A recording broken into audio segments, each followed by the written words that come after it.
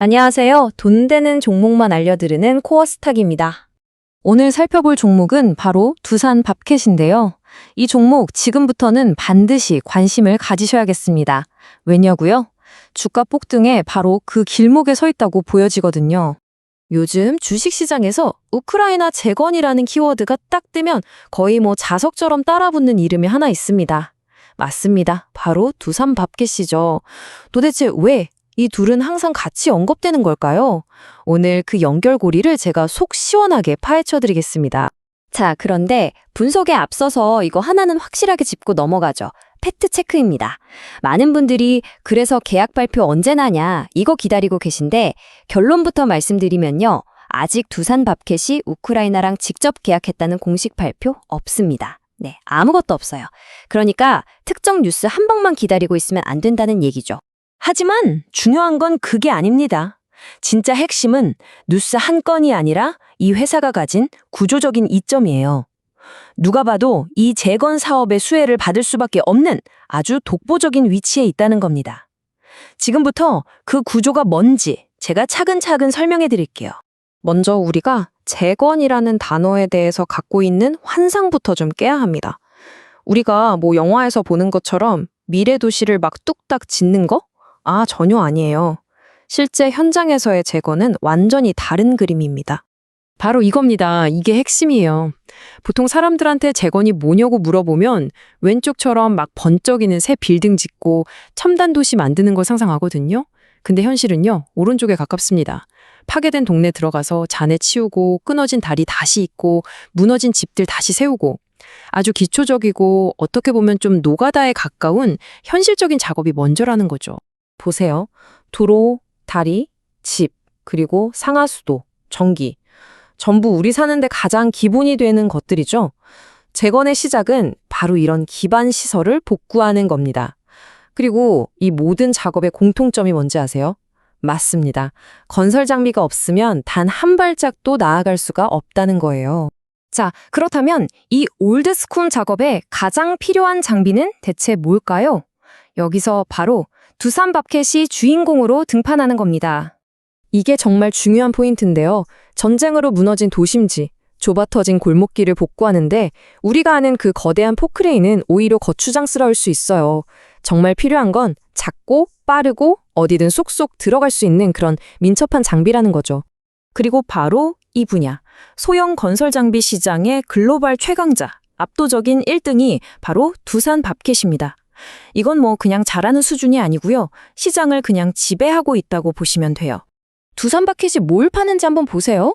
스키드 스티어를 루더, 소형 굴착기, 전부 다 재건 현장에서 가장 먼저 그리고 가장 많이 필요로 하는 장비들입니다. 특히 얘네들은요. 허리케인이나 산불 같은 재난 복구 현장에서 이미 그 성능을 완벽하게 검증받았어요. 미국이랑 유럽에서는 그냥 표준 장비로 통합니다. 자, 그럼 이런 궁금증이 생기실 거예요. 아니, 그래서 직접 계약도 없다면서 어떻게 돈을 번다는 거야? 이제부터 진짜 돈이 어떻게 흘러가는지 그 경로를 한번 따라가 보겠습니다. 이게 정말 기가 막힙니다. 자, 돈은 이렇게 흐릅니다. 첫째, 유럽연합이나 미국 같은 곳에서 수천억 달러, 정말 어마어마한 재건 기금을 마련해요. 둘째, 이 돈으로 유럽이랑 미국의 대형 건설사들한테 프로젝트를 줍니다. 그럼 셋째, 이 건설사들이 뭘 할까요? 당연히 자기들이 원래 쓰던 가장 손에 있고 가장 신뢰하는 장비를 현장에 투입하겠죠. 그리고 바로 그 장비가 넷째, 두산 밥캣이라는 겁니다. 그러니까 새로운 장비를 사는 게 아니라 원래 쓰던 밥캣을 더 많이 가동하고 낡은 밥캣을 새 밥캣으로 바꾸는 수요가 그냥 폭발적으로 늘어나는 구조인 거예요. 이해되시죠? 그리고 이건 진짜 결정적인데요. 두산 밥캣은 이미 우크라이나 바로 옆 나라인 폴란드, 독일, 체코에 어마어마한 딜러망과 서비스망을 다 깔아놨습니다. 장비를 공급하는 건 물론이고 부품 수급이나 수리까지 바로바로 대응할 수 있는 완벽한 시스템을 전쟁 나기 전부터 이미 갖고 있었다는 거죠. 이건 거의 게임 끝이죠. 자, 여기서 한 걸음만 더 나아가 보죠. 사실 시장이 두산밥켓을 진짜 주목하는 이유는요, 우크라이나 재건 딱 하나만 보고 그러는 게 아닙니다. 이 재건 사업은 두산밥켓의 탄탄한 기존 사업 위에 얹어지는 아주 매력적인 추가 옵션 같은 거예요. 이 차트를 보시면 아주 명확해집니다.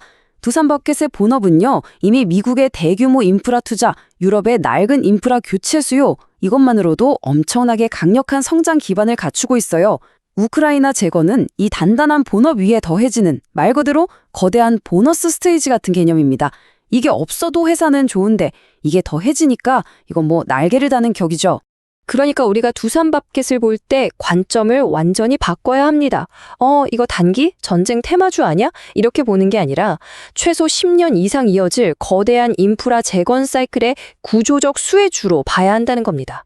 뉴스 한 방에 베팅하는 게 아니라 사업 구조 자체에 이 수혜가 그냥 녹아들어 있는 거예요. 자, 그럼 지금까지 제가 설명해드린 내용 명확하게 한번 정리해 보겠습니다.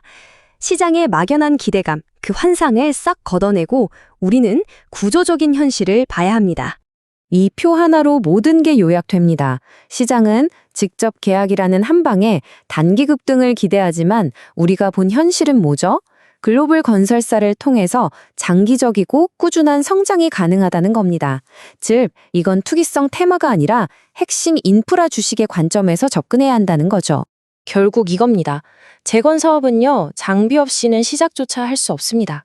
그리고 그 중에서도 가장 핵심적인 역할을 하는 소형 장비 시장의 절대 강자가 바로 두산밥켓입니다. 이 회사는 이미 재건이라는 거대한 차의 운전석에 앉아서 시동을 걸고 있는 거나 마찬가지예요. 자, 오늘 두산밥켓에 대한 분석 어떠셨나요? 막연한 기대감 너머에 있는 이 구조적인 가능성, 이제 좀 보이시나요? 오늘 분석이 정말 유익했다, 도움이 됐다 생각하시면요. 앞으로 이어질 다른 핵심 종목 분석도 놓치지 않도록 구독과 좋아요 지금 바로 꼭 눌러주시면 감사하겠습니다.